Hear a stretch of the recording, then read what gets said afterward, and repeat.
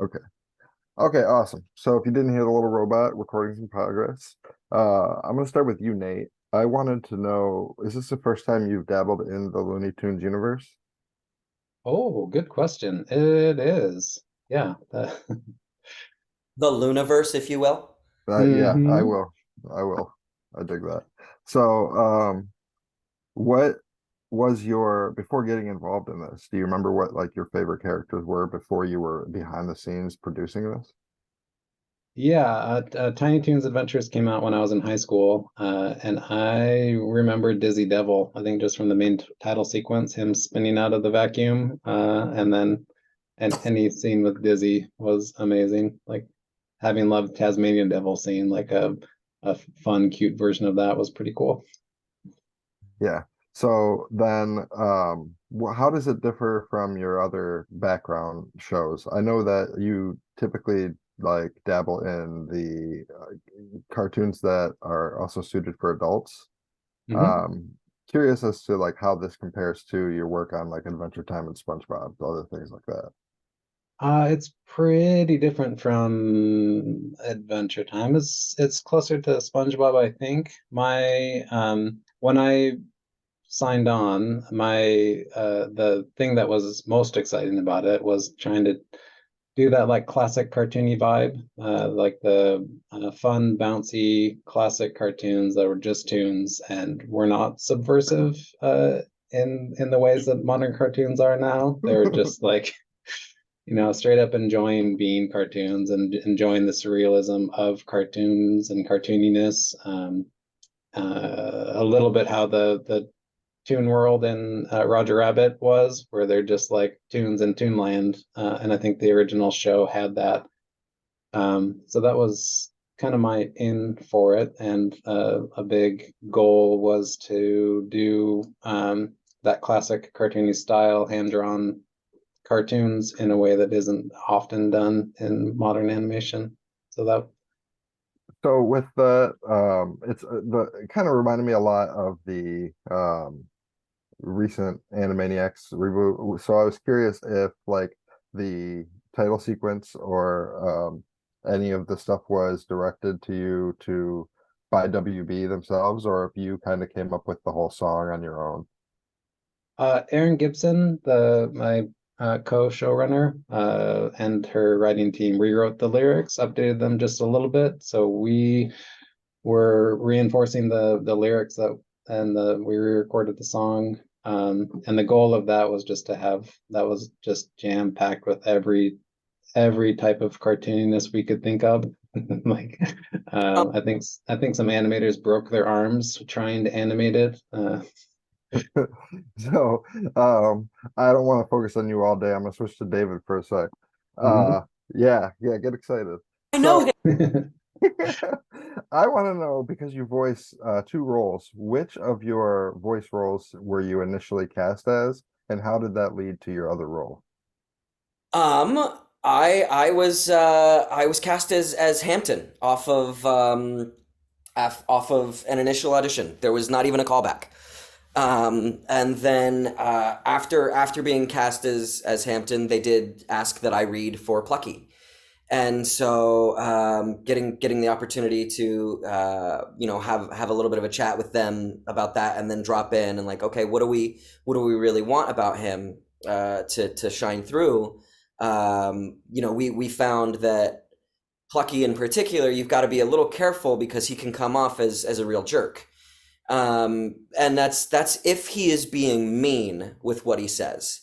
And our sort of unlock was he's not being mean to anyone, he's being earnest. He believes very wholeheartedly everything that he says and is not trying to antagonize anyone. This is just how the world is. And so when you see someone sort of oblivious in that way, almost like a shade of Phil Dunphy in oh God, why am I gonna forget the title of the show? Modern Family. Modern Family, thank you. He's not mean to anybody, but some of the things he says are pretty scathing when you really think about it. But it's just because he's a bit of a dum dum in the sweetest and best way. his worldview is such that he can get away with saying certain things. So, when Plucky is saying the things that some people might not like, it's just because they don't understand the situation. So I'm glad you went into the Plucky voice because I'm curious. It's just as like it's pretty much similar high pitch and tuned up, if you will, as Hampton is.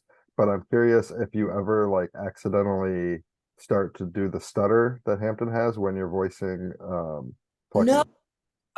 it's there's this interesting thing that kind of happens with character work. I liken it to the door of hallways, or excuse me, the hallway of doors in the Matrix. Do you remember that sequence in the I think it's the second one Second where one. they down Yeah. keys and they go in. When I'm in one room, that's where Plucky is. And then I go back out into the hall. And when I'm in the other room, then that's where Hampton lives, and he's just such a sweetheart. But they don't necessarily cross over in my brain. Like if I'm reading and I mess up, then Plucky's gonna give me a hard time and say, "Hey, you're making me look bad, Arrigo." And if I mess up and Hampton's gonna go, then he's probably gonna go, "Oh shoot." Um, and it's literally like you're in those character rooms, and it's funny even when it spills over in the records, and it's not a conscious decision to make those jokes. It's just because I'm in character, it just flows, and they sort of improvise a little bit outside of the page. God, I sound pretentious. I mean, you're allowed to be pretentious. I'm not going to stop you. Well, when we pull him You out of the Matrix, he's all sweaty. He's wearing like sweatpants. so with for you, David, do you feel like your personality polarizes more towards one of your characters than the other? Um, I think there are definitely elements of both, right? I am an admittedly confident person. In college, I used to get mistaken for being cocky, but it was not. I I just knew what I wanted, and so I wasn't afraid to talk about it.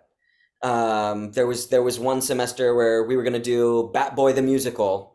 Was coming up, and the teacher was asking, "What do you want out of the next year of college?" And I said, "I'm going to be Bat Boy," and I said it that plainly. And what that wound up meaning was all summer I'm going to listen to the soundtrack. I'm going to learn everything about this show and character that I can, so that when I come in and I audition, I will be undeniable. And I wound up booking it. And I think that part of Plucky, that sort of belief in oneself and the value of the work that you can put in, and the likelihood of getting the results that you want, I think that speaks to that pseudo obliviousness that I was talking about with Plucky. But then a guiding principle for me actually comes from a Patton Oswalt stand-up. He's talking about the death of his wife, and how one of her philosophies as a true crime writer was like, "It's chaos, be kind," and he'd be like, "No, baby, there's got to be some sort of design," and honey, sweetie, darling, Patton, uh, the world is chaotic, and the best thing that we can do to make it better is be kind. And that's what I try and walk with in my day to day. And that speaks very much to who Hampton is, right down to him wanting to take care of other tunes. Because I'm going to be a doctor. I want everyone to live well and safely. I just watched that episode. I want to know from both of you guys, as far as your careers go, what do you think the closest step was for you to pivot into this particular show? Um, I think I might have already said it, but for me, it was just wanting to explore the like really old classic cartoons and like Felix the Cat, even the really old Warner Brothers Porky Pig cartoons were like fun and round and bouncy and playful in a way that a lot of modern cartoons aren't. And nesting in that the kind of the more the slightly more modern Warner Brothers cartoons where there were like tongue-in-cheek adult references, but not overtly adult animations. That was a fun pocket for me to dive into at this point in my career. I guess I just meant like, was there anything in your career that you feel like that kind of like obviously like you had a love for the Tiny Toons, the Looney Tunes period, but was there anything that was in your career that you feel like was kind of a launch pad to this moment?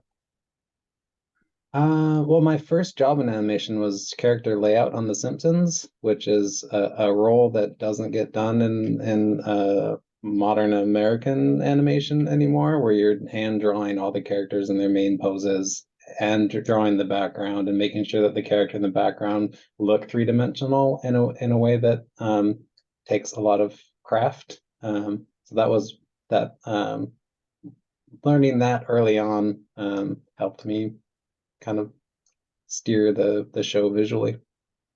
Okay. And that's actually going to be all the time that I have. So I hope you guys have a great day doing the rest of your interviews and enjoy making more of your show. Awesome. Thanks, Joe.